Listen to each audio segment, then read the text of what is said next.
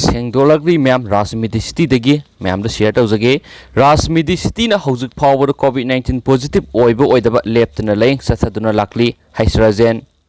अना लयेंगी मपुंग फाब सेवा तौदुना लमदमसिदा मियोइ खुदिमक शांति अमसुम हराव तयामना लैनबा पन्नमदा लिंखतखिबा इम्फालगी नॉर्थ एओसीदा मल्टी स्पेशलिटी हॉस्पिटल अमा ओइना पुंग कुनगमरी सुबना मथौ तौदुना लैरिबा राजमिदी सिटी हॉस्पिटल ना हौजिक फाउबदा कोविड-19 पॉजिटिव ओइबा ओइदबा थीदना हॉस्पिटल असिदा लयेंगजबा लाकपा पेशेंट खुदिमकता लेप्तना अना लयेंग सथदुना लाक्ली मसीगुम्बा तंजासिदा कनागुम्बना राजमिदी सिटीबु लाना उहनबा याबा वाफम क्या थमलक्लिबसी तसेंगना लेबक थीबने हाइन Rajmidi city managing director Haobijam राजेना फोंदोखरे ngasi nungthil imphal gi north aoc da leiba Rajmidi city की कॉन्फ्रेंस हॉल राजमिदी सिटी की मेडिकल सुपरिटेंडेंट अरुण कुमार शर्मा यावना हॉस्पिटल असगी स्टाफ कियाना सरुक यादुना पांगथोकेबा अखन्नबा पावगी मिफम अमदा वाफम सिंग असि फोंदोकलादुना राजमिदी सिटी की मैनेजिंग डायरेक्टर हौबिजम राजेना मखाताना फोंदोकिबदा सही सिगी हौकिबा अगस्त 3 की नोंगालमदाय पुंग 3 मखाइरोम ताबा मतमदा हॉस्पिटल असिदा लयेंगबा लकलंबीनी हाइबा सेनापतिदगी नुपी अमा लैखिदबगा मरी लैनना केसीपी एमसी प्रोग्रेसिव यावना local CSO na singbasing kaya na Rajmidi सिटीबु मियामना लाना लौबा याबा वाफम kaya ngasi पाउक्सीसिंगी खुथांगदा थेंगनरिबसी तसेंगना लेबक थीबा थौदोकने तसेंगनमक्ति सेनापतिदगी नि हाइरिबा गाइनी केस का मरी लैनना राजमिदी सिटीदा लकलंबी नुपी असि तसेंगना राजमिदी सिटीदा सोइदना लयेंगनिंगबगी वखल लैखिदे अनाबने हाइबा खुटपु अदुना राजमिदी सिटी की संगफम की अप्रोच रोड बोलेरो अदु खामदुना लैबदा हॉस्पिटल की नाइट मैनेजर ना संगसिंदुना मखोइना लाकपगी मरम हंखी नोंगालमदाय मतम ओइबा मसम हौजे कोविड-19 लाइना लाइसना मरम ओइरगा थेंगनरिबा प्रॉब्लम सिंग अदु मखोइदा मयक सेंगना खंगंदुना मखोइबो अना लयेंग सथनबो होनबदा डॉक्टर याउना अना लयेंग मरी लैनबा मियोइसिंग कौथोक कौक्सिन तौदा मतम खरा संगनी मदुना ngaiak ngaisin तौबा यागद्रा हाइना खंगनखी मदुदगी अनाबा पुखलगलिबा मियोइसिंग अदुना अतोप मफमदा ओइना लयेंगजनबा येंगजरुरगे हेरमलगा लोइनना मखोइना तोंगलकपा बोलेरो अदुदगी कनागुम्बा अमता कुमथबा तौरमदना राजमिदी सिटी थदोक्तुना सखिबने पावगी मिफम अदुदा सेनापतिदगी नि हाइबा मियोइ खुटपु अदुना राजमिदी सिटीदा लकलंबगी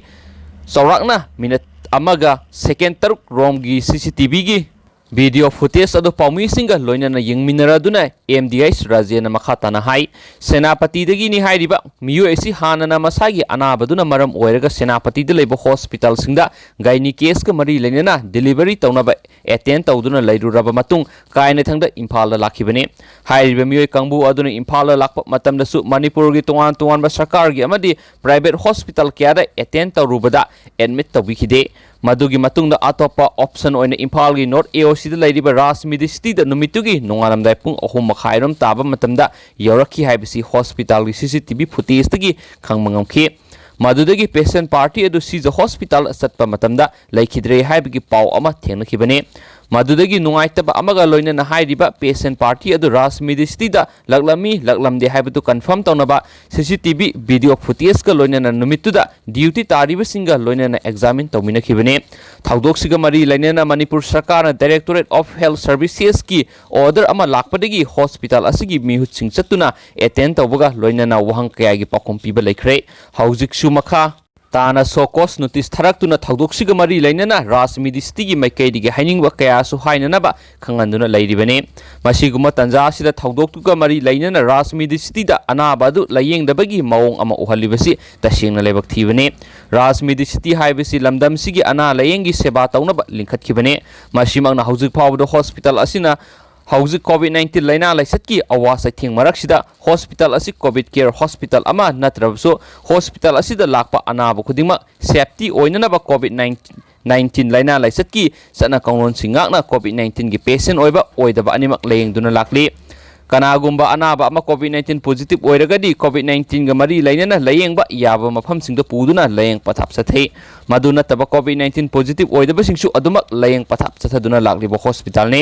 हौजिक लमदमसिदा कोविड-19 लाइना लाइसतकी अकीबा पोकनरबसु हॉस्पिटल असिगी यामना डेडिकेटेड ओइबा डॉक्टर नर्स पैरामेडिकल स्टाफ यावना पुन्ना स्टाफ 450 काथोकपा अमगा लोइनना PPE अमसुं प्रोडक्टिव गियर क्या सिजिनदुना प्रजासिंगी अना लयेंगी सेवा तौदुना लाकलिबा राजमिदी सिटी ने हाइनसु पॉक्सीएसना मखाताना फोंदोरखले अतोप खांगजिनबदा यामना कानबा मरुओइबा पाव मनमु मलेमगी ओइना सेकेंड निफु खुदिंगी मी अमम मथंता सीजरी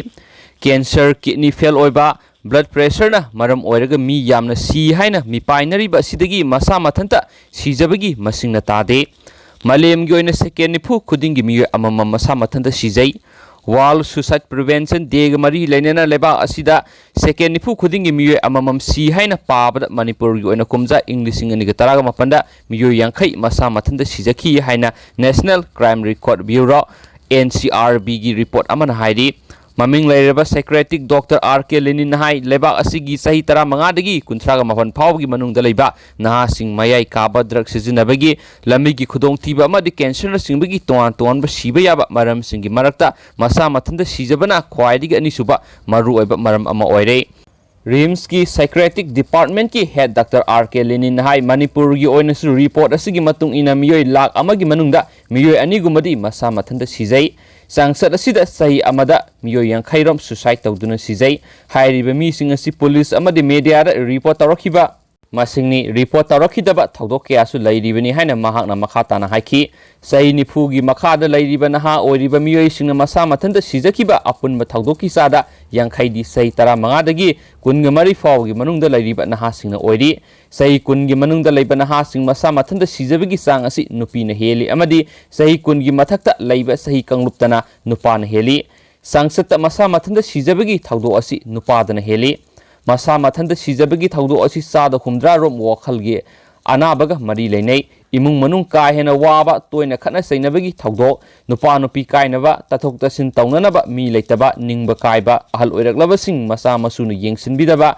mayai kaba chinjak sijinaba isana isagi mamal leitana khanba ikaiba amadi maithiba nangba tungi punsida thajaba thamdaba masum phagatpa wagadaba lainana singbasing asi masa mathanda sijabagi achawa maram ama oi Sai kunga marigi makhada laiba naha singi sijabagi maram asi maru on academic pressure amadi nungsi ningon kaina bana achawa maram amasu oi nungsi ningol gi matam oiba maram na nungsi nariba ama kaina bagi mabukning phathaba ngamdabadagi amasum kanaguma mahairoi amabu makok thongdaba yaroi natragana exam ama mai paktobi yaroi haina namfuda tawhanba asisu achawa maram amani hairiba sai matang asida ahal laman amadi mama mapa oiriba singna ahenba miyeng sangbiduna makhoina khaliba wakhalon adu khangdokpana makhoibu masa mathanda sijabadagi ngakthokpa khara makhai ngamgani wakhal mapung phadriba sahi nauriba naha kya amasu kanagumba film star na singba celebrity singna masa mathanda sijabagi pau tabada makhoigi matau tamduna sijanaba hotnabasu yawi hana Dr. Lenin makhatana phungdorakli Amaromda sahi yamlaba ahal sing makhoigi masa masu singna yengsinbidaba sel thumgi phibam phattaba amadi haksang sunjilakpadagi hu thakpana singba tawduna masa mathana sijanaba hotnabagi thawdok kya thokle yum palabai nupi amana mahaki mapuroiba amadi mane makuna otpi naibiba amadi upai leijadabadagi masa mathana sijabagi khongthang lorakpagi maram oi kanagumba amana masa mathana sijaragi khalakpa matamda mahak adugi lisat sajat mawong mataw amadi thabak thoram singda ahongma leigani Wangandabana mi amana wato nganglakpa ngangandaba mi amana ngangma lepkhiba pangshaw do sawba yu khajitang thaklamba amana ka hena thalakpa mari mata amadi marup mapangsingda amukhana unaroidaba mongna wari saba masana masa nungsiba khanglaktabna singba sing uba phanglakani hairiba layong sing adu kanagumba amada uba tarabadi makhoiba medical gi lamda khang hairaba amagi manakta pubiduna tanagadabani Masa mathanda season aba hotnaram labadi kalhauna ba tarabasu makhoibi irai laina thadok loidabani doctor gi pautak lawgadabani yariba makhoibu matam supada senabigadabani suicide haibasi wakhal yoiba anabagi maram aduna matam sana layeng labadi miyoibagi mamal yamlaba punsi kanba ngamgadoribani ningsingba yabadi malem pumbada second kun khudingi miyoi ama mathanta sijai loinana matam amada suicide taunaba hotnarambadagi kalhauba miyoi singasi Indian Penal Code ke section 309 gi makhada sai ama phawba jail thamba yai masimangna kalhauba miyoi singadu police na khangdringaida layengba loidringaida puthokhinaba hotnabagi amuk hana siningai oi adumoinama haujikti National Mental Health Act 2070 gi section 115 gi makhada hairiba miyoi singadu sairak pibigi muhuta ningthina layengnaba khudong saba laire hena Dr. Lenin makhata nasu phongdorakhi myamna nungsibiragde video sibu yamna kanagani khali shoi shoduna myam tung kudemak share tobiramo and thank you